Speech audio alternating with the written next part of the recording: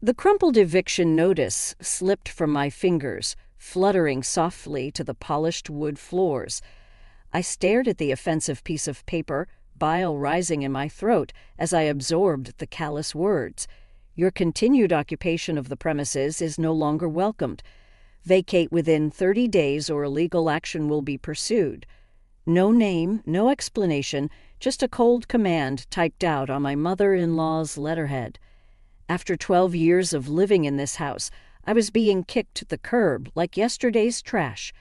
I shook my head sharply, as if trying to wake myself from this nightmare, but the stark black words on the page remained unchanged.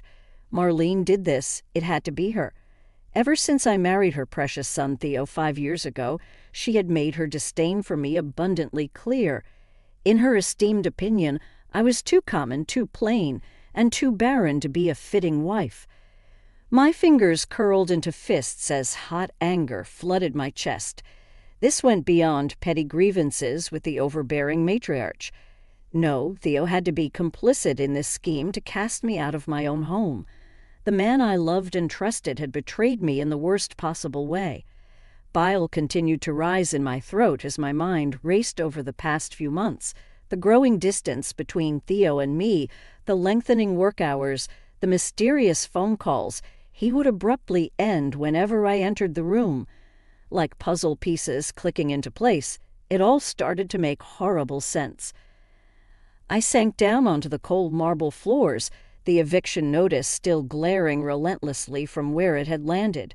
Hugo, my tabby cat, nudged his head against my elbow, disturbed by the dark storm clouds gathering around me. I stroked his back reflexively, drawing comfort from his warm, rumbling purr. At least I still had Hugo on my side. That was more than I could say for my traitorous husband and his insidious mother. As I sat there, the 12 years I had spent in this house washed over me like a tide.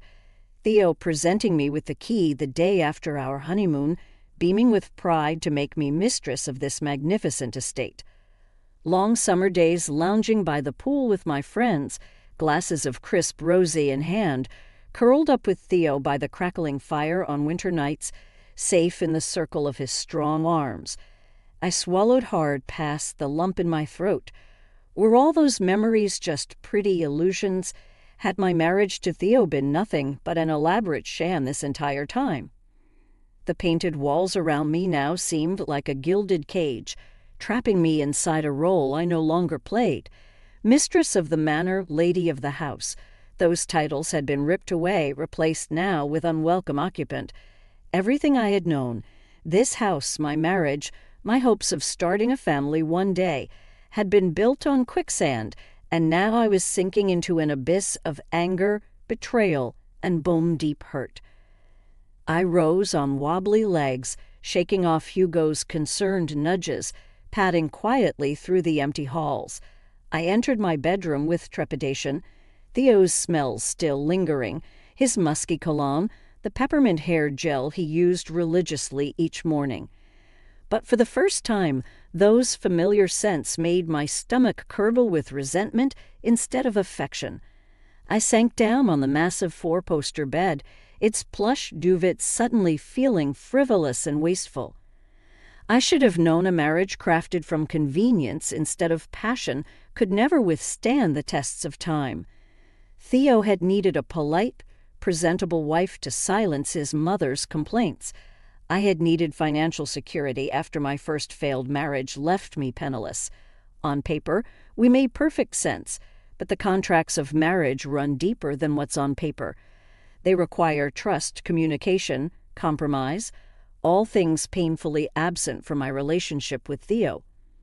I rose and began yanking open dresser drawers, no longer caring about the racket I was making. Let them hear what damage their callous actions had wrought. I recklessly swept aside neat stacks of ironed clothing, not even folding them properly in my haste. My hands closed around the fake bottom I had installed in his drawer years ago, popping it open. I retrieved the flash drive concealed beneath, clutching it tightly. If Theo thought he could discard me so easily, he was sorely mistaken. I was taking this insurance policy with me. I woke with a start, momentarily confused by my unfamiliar surroundings. Rather than the king-sized sleigh bed I'd shared with Theo, I was curled up on the lumpy sofa bed in my tiny rental apartment. The previous day came crashing back. The confrontation with Theo over my eviction, my furious packing, his half-hearted excuses about financial difficulties. I had spat back that money seemed plentiful enough for him to afford a fancy new condo for his mistress. Theo's face had drained of color. "How did you? Who told you that?" he sputtered. "I found out all on my own," I hissed. "I know you've been siphoning money from our accounts for months. Did you really think I wouldn't notice $10,000 a month disappearing?" He ran a hand through his hair, refusing to meet my livid gaze. "Alara, I swear she didn't mean anything to me. It was just a stupid fling." "Save it," I snapped, clenching my fist so I wouldn't succumb to my urge to slap him. "This isn't about her. This is about you lying to my face, betraying our vows and deceiving me."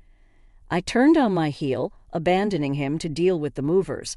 My departure was satisfyingly dramatic, but my triumph soon faded, replaced by bone-deep hurt and anger. I rose unsteadily from the lumpy couch, my back protesting yesterday's frenzied activity. At least Theo's credit card had been useful for furnishing this depressingly bare apartment. I hoped the $5,000 bill gave him a nice slap in the face. I filled Hugo's food bowl on autopilot, my thoughts churning darkly. How could I have missed all the signs these past few months? Thinking back, it was painfully obvious. Theo's late nights at work, his constant distraction whenever we talked, the locked study I was now barred from entering. An icy sensation trickled down my spine.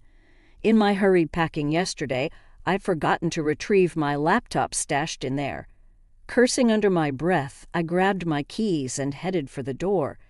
Time for another unwanted trip to the scene of this betrayal. Maybe I'd accidentally smashed something expensive on my way out. 20 minutes later, I stood outside the formidable wrought iron gates that marked the entrance to what used to be my home. I stared bitterly at the ostentatious double doors and sprawling columns.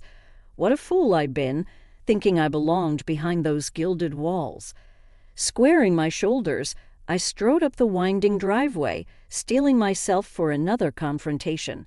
Before I could knock, the door was wrenched open abruptly. Marlene's piercing eyes raked over me disdainfully.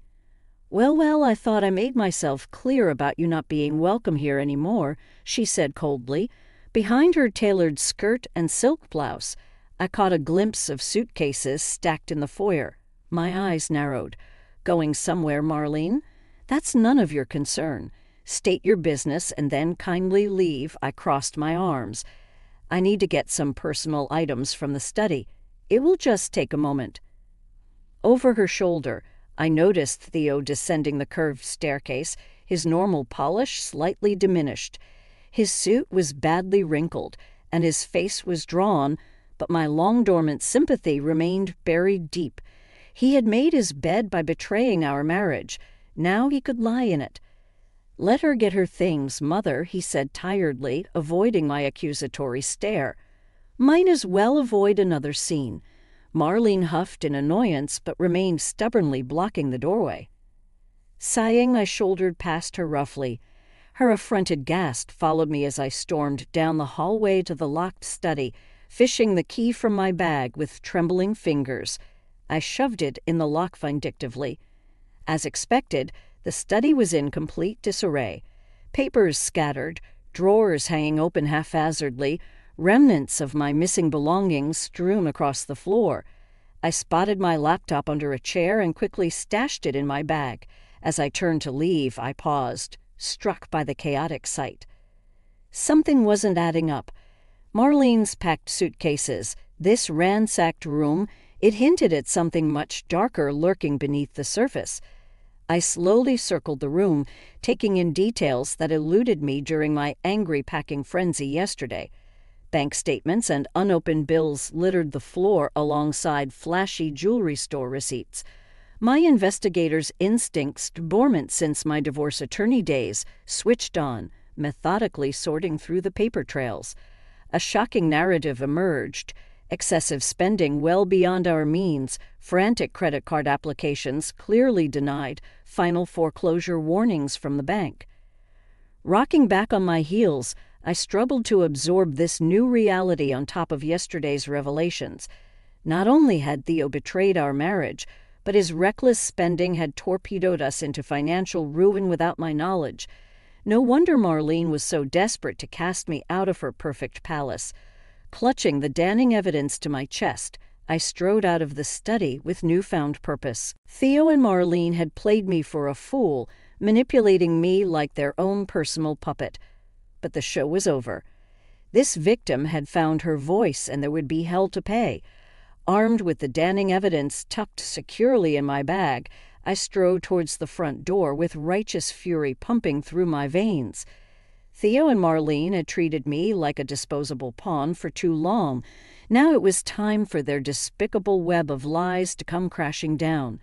Marlene blocked my way as I tried to storm past, her talon-like nails digging into my forearm. "Just where do you think you're going with those private documents?" she hissed. I wrenched my arm free, getting right in her pinched face. "First, don't ever touch me again. Second, your financial records stopped being private when you used my name to take out massive loans. I'm taking this evidence and contacting my divorce lawyer." Theo rushed over, his tired eyes wide with panic. "Alara, please be reasonable. We're undergoing a temporary cash flow issue, that's all. Mother has already made arrangements to cover it." His platitudes only stoked my rage hotter. "Oh, so pilfering my personal accounts without consent and racking up secret credit card debt constitutes just a minor issue in your book?" I scoffed bitterly. "I saw the denied applications and final foreclosure notices, Theo. Your lies stop here." Theo paled, while Marlene's painted lips flattened into a hard line, her beady eyes shooting daggers. "You clearly don't grasp the gravity of this situation," Marlene bit out. "My son is facing financial ruin. Is dragging our family name through the mud really necessary just to satisfy some petty revenge fantasy?" Red-hot anger licked through my veins. This woman dared insinuate I would invent financial crimes just for revenge. Before I could retort, she charged on, clutching Theo close to her bony chest. "All my son did was try to maintain a lifestyle you eagerly enjoyed the fruits of for years. And how do you repay that generosity? By exposing his understandable missteps to bring us all down out of spite." Theo gently extricated himself from her claw-like grip. "Alara has a right to be upset, Mother," he said tiredly, still refusing to meet my eyes. "I should have been honest about our situation from the start." I crossed my arms, unswayed by his half-hearted display of accountability. "Well, it's too late for that now. I'm contacting my lawyer this afternoon to file for divorce, and I won't hesitate to disclose evidence of fraud." Marlene's bony hand flew to her throat dramatically, while Theo slumped against the wall. For all their pretenses of power and control, one whiff of consequences had them quaking in their expensive Italian leather shoes. Pathetic. I stepped forward until only inches separated me from Marlene's wild eyes. "Here are your options. You can contest the divorce and force this evidence into the public record, destroying what remains of your family name and fortune. Or you can sign the papers, providing me a reasonable settlement, and pray I show mercy by staying silent." I strode away, heels clicking crisply on the polished floors. At the front door, I paused without turning around. "You have 24 hours to decide. Choose wisely." The heavy oak door slammed behind me with an air of finality. I slid behind the wheel of my car, hands shaking as I cranked the engine. Now that my adrenaline was fading, the gravity of what just happened sank in. I had confronted my deceitful husband and manipulative mother-in-law head-on, and instead of playing the victim as they expected, I had seized control and dictated the terms going forward. No more cowering or shrinking myself to fit their twisted expectations. The doormat they had trampled on so gleefully was finally demanding respect. As I pulled through the imposing gates onto the quiet suburban street, I caught a glimpse of Hugo's plushy face peeking through the back windshield. My breath hitched in my throat. In the chaos of that toxic household, I had nearly forgotten about my sweet Tabby. An unfamiliar sensation pricked behind my eyelids.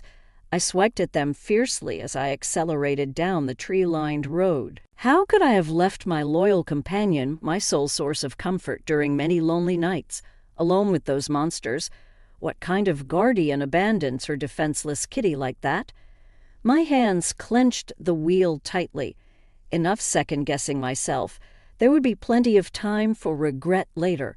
Right now, I needed to focus and stick to the plan. I would wrap up my affairs quickly and efficiently before setting us both free from this toxic situation.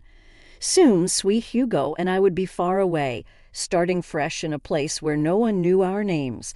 Just a woman and her cat against the world.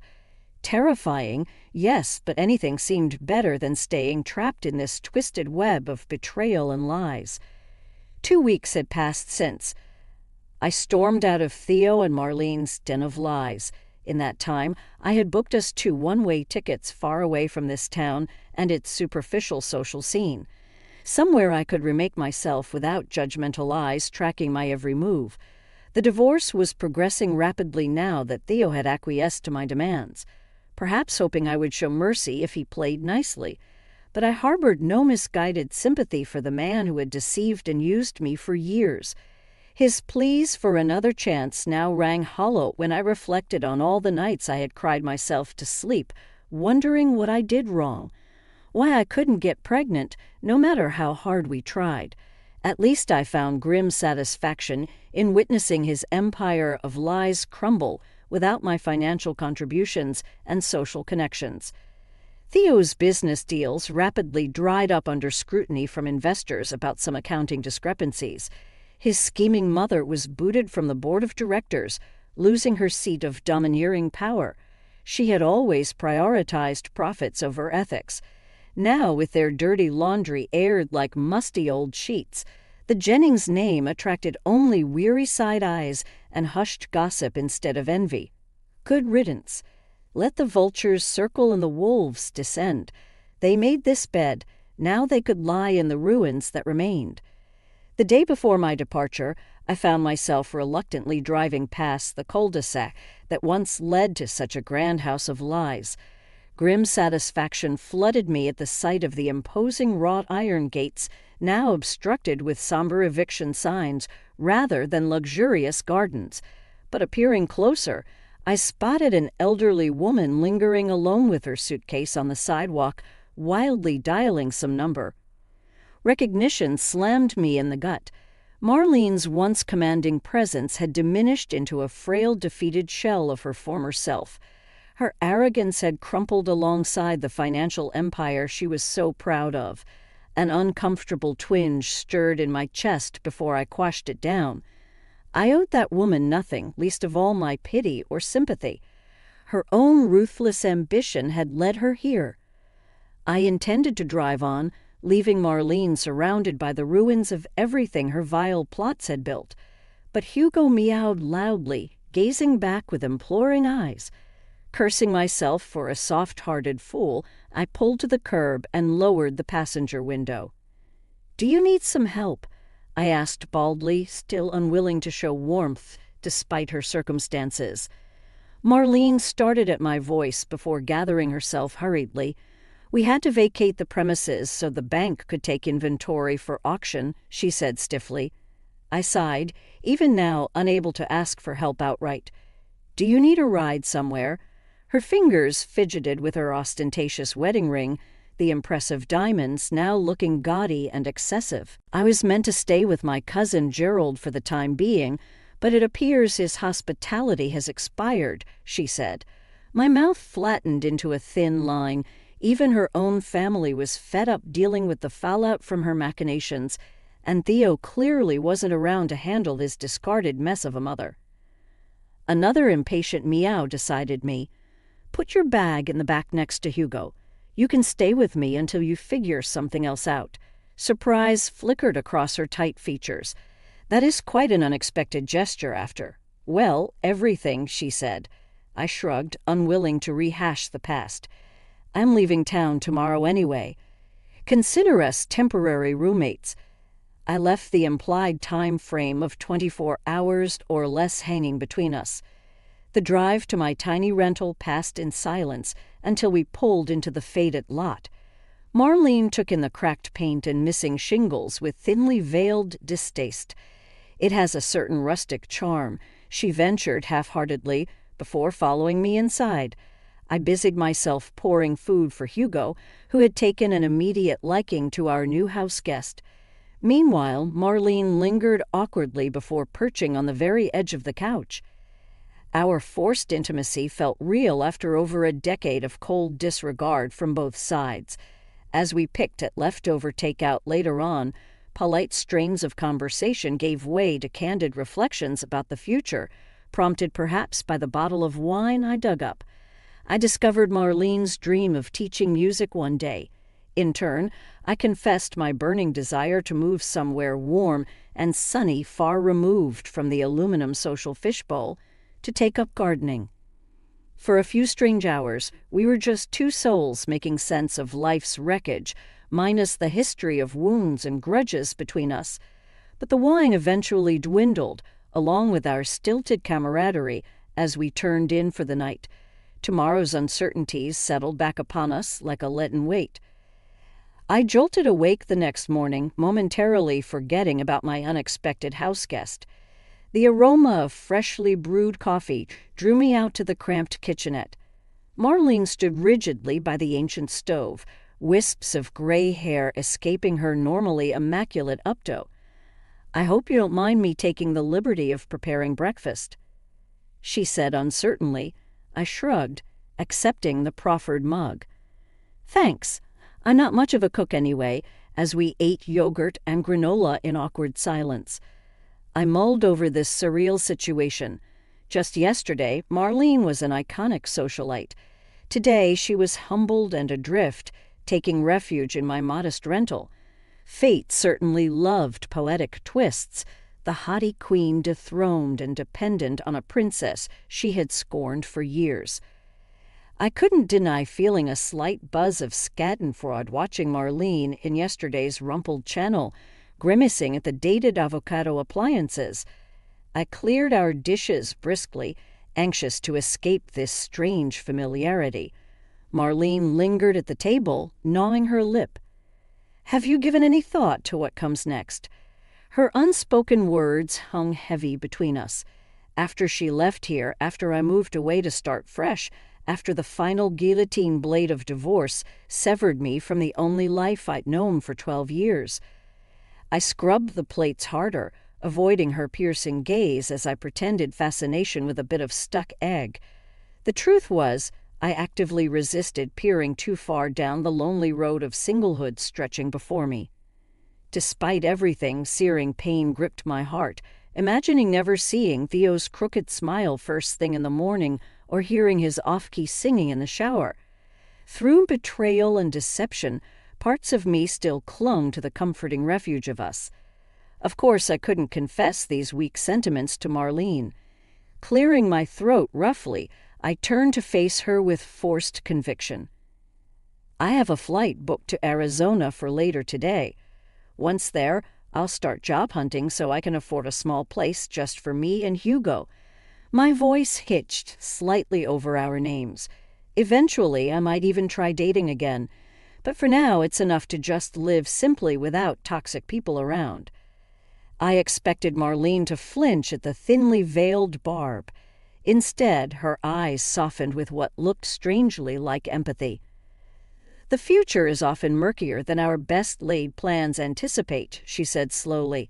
"Perhaps if I had adopted your openness to unexpected possibilities years ago, things would have played out quite differently." I raised a skeptical eyebrow, certain this was a transparent attempt to diminish her culpability, but Marlene raised a staying hand. "You owe me nothing, least of all an audience for my regrets. Suffice it to say that pride and fear of vulnerability blinded me to what truly mattered until it was too late. She glanced down, blinking rapidly while I shifted awkwardly. I had steeled myself to confront Marlene's haughty indifference once more, only to be thrown by this display of humility. But I hesitantly filled the silence, voicing a question that had plagued me for years. Why did you dislike me so intensely from the beginning? I tried everything to win your approval and make Theo happy. My voice cracked pathetically on his name. Marlene seemed to fold into herself, and for the first time, I glimpsed hints of a heavy burden weighing down her ramrod posture. You represented warmth, spontaneity, sincerity, everything I lost touch with long ago in my quest for the perfect family image. She gazed out the dingy window. Rather than inspire me to reconnect with life's joy, your vibrancy only magnified my own isolation, so I sought to diminish what I envied. Her poignant confession landed between us with the weight of a thrown gauntlet, unexpected but impossible to ignore. I sank slowly onto a creaking chair, shoulders slumping, too exhausted to even summon anger over so many wasted years chained to her warped insecurities and judgments. Perhaps sensing my fatigue, Marlene lightly touched my shoulder. The past can't be altered, but the future awaits whatever we choose to carry forward or leave behind. With that enigmatic remark, she quietly retreated to the bathroom, granting me space to process this overdue revelation. Through the dingy window, I glimpsed my car stuffed with 2 lives haphazardly thrown together, aiming only for distance from the ruins of experience. Gathering courage, I whispered a promise. One life I could still get right. I zipped my bulging suitcase with finality, scanning the cramped room for any last-minute items. Today was an ending, the closing of a chapter filled with betrayal, heartbreak, and finally empowerment. Soon, Marlene and I would part ways at the airport to embark on uncertain futures that no longer involved the toxic tether of Jennifer men. Marlene perched elegantly on the sagging sofa, though her normal, perfectly pressed attire was rumpled after a night on the lumpy pullout. I hesitated, feeling I should say something, but uncertain where we stood after last night's emotional conversation. Before the awkward silence could stretch too long, my cell phone lit up with Theo's handsome face. Still conflicted over seeing his smile every day in my photos, I silenced the call. I owed him nothing more, especially on my last day in this godforsaken town. Let me guess, another pathetic plea for reconciliation? Marlene asked dryly. When I nodded, truly her mouth flattened into a hard line. Clearly the consequences of his abhorrent behavior haven't fully penetrated that thick skull yet. If he believes sweet words can erase the past. I bristled slightly at her criticism. Theo cheating didn't negate over a decade together, when I still sometimes slipped and thought of him as my partner rather than soon-to-be ex. Sensing my hesitation, Marlene leaned forward, eyes flashing. Alara, listen to me. Men like Theodore never change. They simply find new victims once the current one finally resists being used and lied to. You deserve so much better, and I won't have you throwing away this fresh start because of some misplaced longing for a man incapable of valuing your beautiful spirit. Her passion threw me. Marlene despised vulnerability, preferring to manipulate scenarios from behind the scenes. This fierce display revealed glimpses of the motherly protector she kept buried beneath ambition and stone-faced control. Seeing warmth emanating from someone I had long dismissed as an icy villain both rattled and touched me. Rather than grapple with complex feelings, I straightened briskly and reached for my suitcase. We should get going. I still need to drop you at the airport. The drive passed swiftly as we purposefully avoided tender topics or future plans. But pulling up to the terminal's bustling curb, melancholy still permeated the cramped space. Our paths were unlikely to ever cross again after today. Nostalgia flickered briefly for the friends we could have been under different circumstances before I quashed it down. No point getting mired in fruitless what-ifs. I climbed out and retrieved her small bag from the back seat, facing each other squarely for likely the last time.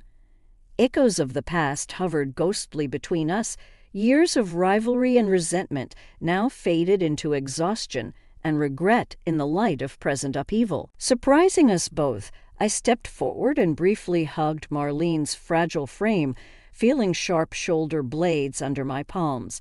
She squeezed back tightly for a breath before drawing up sternly, lips quivering slightly with a mute nod that conveyed volumes. Then she walked briskly through the sliding doors without a backward glance. Watching her departure, I exhaled slowly, unexpectedly feeling lighter and oddly at peace. The bitter old vulture had faced her long-overdue reckoning, but the broken woman moving cautiously into an uncertain future now seemed unshackled from former bonds of perfectionism. I lingered a few moments more in the idling car, staring sightlessly across the bustling lanes of traffic. Then Hugo meowed insistently from his carrier, jolting me from troubled thoughts. Our new life awaited, far from this place of ghosts and shadows. After dropping Hugo at the special pet boarding area, with strict personalized care instructions, I headed toward the crowded security queues. But barely 20 steps later, familiar polished loafers appeared in my peripheral vision. I halted abruptly, heart pounding. How dare he ambush me here when I had made my wishes for no contact perfectly clear? I pivoted slowly to face Theo, taking savage satisfaction as his innately poised countenance wavered under my blistering glare. The weeks following my departure had clearly taken their toll. His Armani suit hung loosely off a gaunt frame, and stubble peppered his normally smooth jaw. But I staunchly barricaded any softening behind bitter memories of his callous betrayals. Drawing myself up rigidly, I brushed past him without a word, refusing to indulge this confrontation or be manipulated yet again by his excuses and platitudes. But his hand gently caught my wrist, halting my furious momentum. "Alara, please wait. I know you owe me nothing after how despicably I acted, but we meant too much once for it to end this bitterly without closure. Just hear me out, and then I'll accept whatever choice you make." I wavered. His simple dignity contrasted starkly with prior vigorous denials. Sensing my hesitation, Theo guided us gently to an empty waiting area, his familiar earthy scent briefly distracting before I caught myself leaning closer instinctively. No more damning self-deceptions. I would hear him out, but my while Prince had forever forfeited the privilege of my trust. Settling reluctantly across from him, I crossed my arms and waited.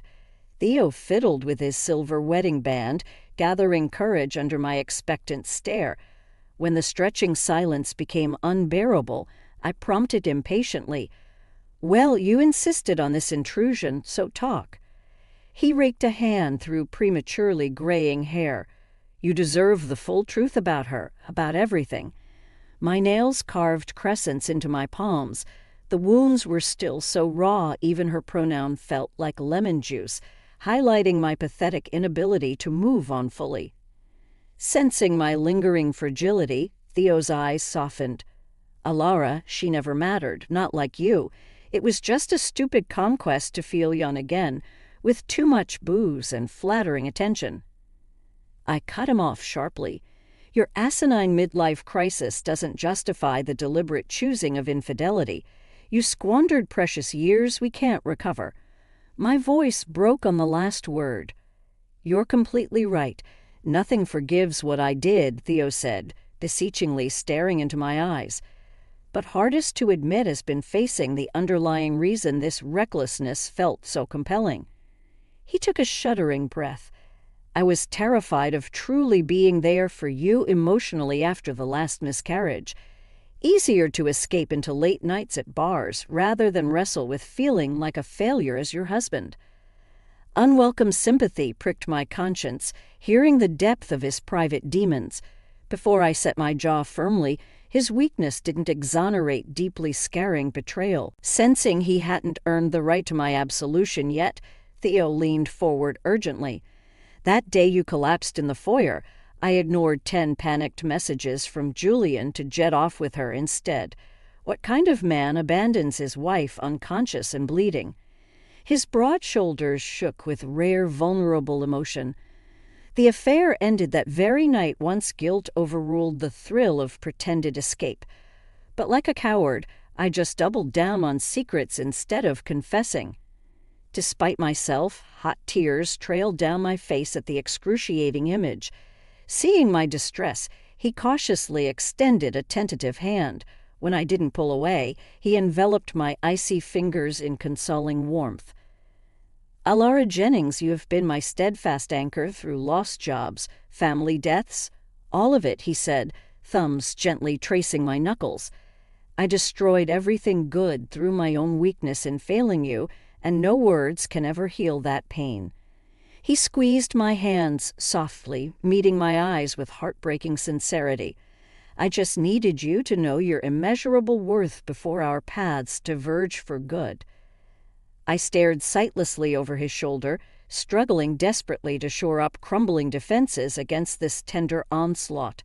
But Theo misinterpreted my silence and withdrew hastily. Forgive my selfishness keeping you any longer.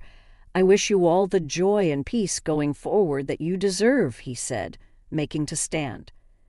Before I gave in to the magnetic pull I had resisted for endless, lonely weeks, I grabbed his wrist wordlessly. Our joined hands spoke of lingering ghosts not fully exorcised, despite determined intentions to walk away whole and healed. Come with me to grab lunch before my flight, I whispered hesitantly. We both could use the company. His eyes lit up with notes of irrepressible hope that caught traitorously in my weary heart. We meandered slowly through garishly lit terminals with hands loosely linked, the familiar intimacy both comforting and piercing after so many silent nights, strangling on angry tears into my pillow. As we dwelled in this peaceful eye in the storm of separation, I dared acknowledge how perfectly our hands still fit together, if only for a few stolen moments more. But crossing the bustling departure hall, reality intruded as my terminal flashed insistently on the screen above. I lingered reluctantly, clutching these final grains of before we slipped away forever. With strength that surprised us both, I embraced him fiercely, conveying wordlessly echoes of grief over wrecked dreams and forgiveness still under construction. His lips grazed my hair, landing feather-light like a blessing. Walk forward in hope, Theo whispered, eyes suspiciously bright. He stepped back and raised a hand in silent farewell. I strode steadily to the boarding gate without glancing backward, but as the plane engines roared to life, I pressed my palm against the window, imagining his steadfast silhouette waiting below until distance rendered us strangers once more. I gazed out the dingy bus window as the California desert peeled back, revealing saguaro-dotted vistas under cerulean skies. The burning Golden State sun was just setting behind craggy red peaks.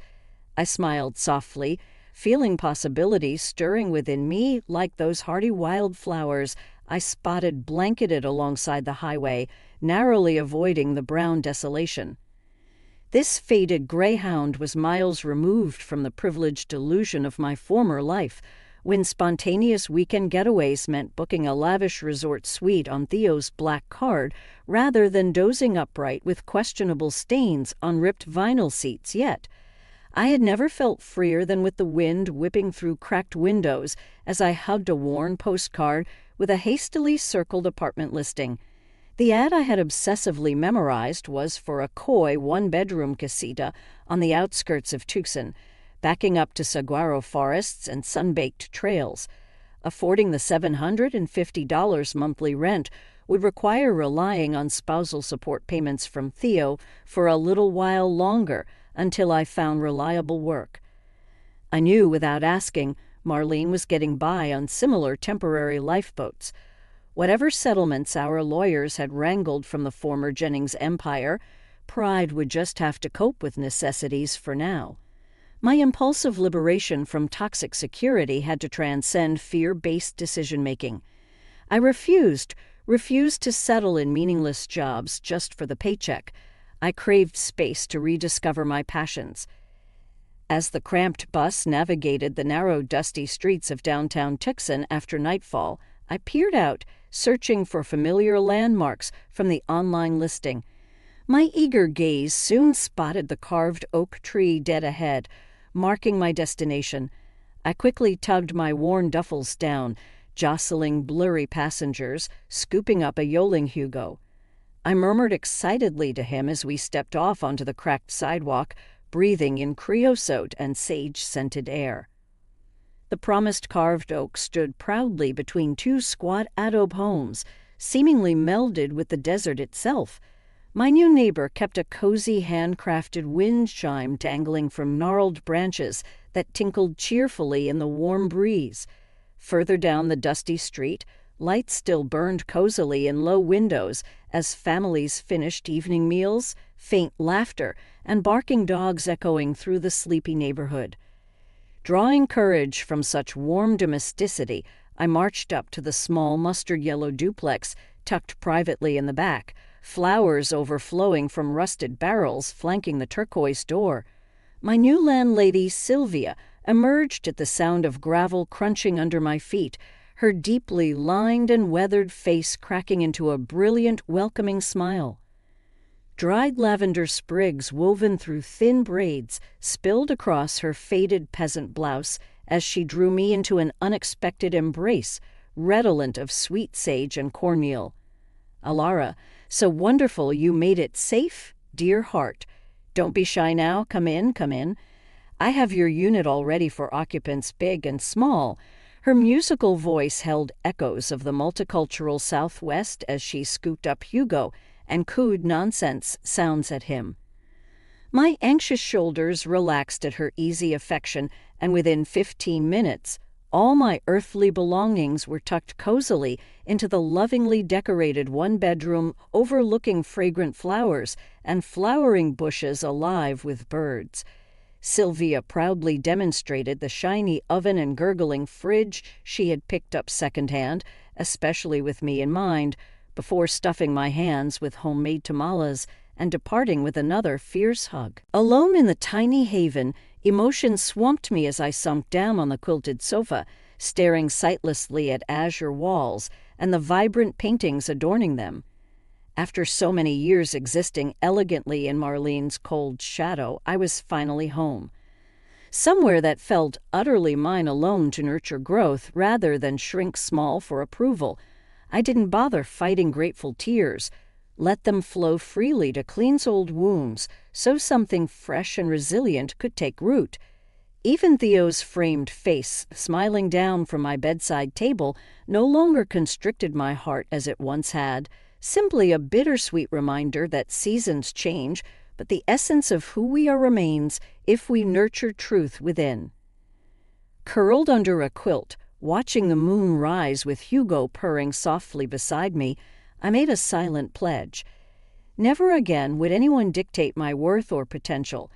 I was finally choosing to live rather than just survive, to embrace life's messy evolution on my own terms with arms flung open wide. Tomorrow's unknowns no longer sparked fear, but rather anticipation blooming brightly like those desert wildflowers daring to blossom against adversity. Tonight, I simply rested in my decision to thrive freely under boundless western skies, ready to greet a new dawn.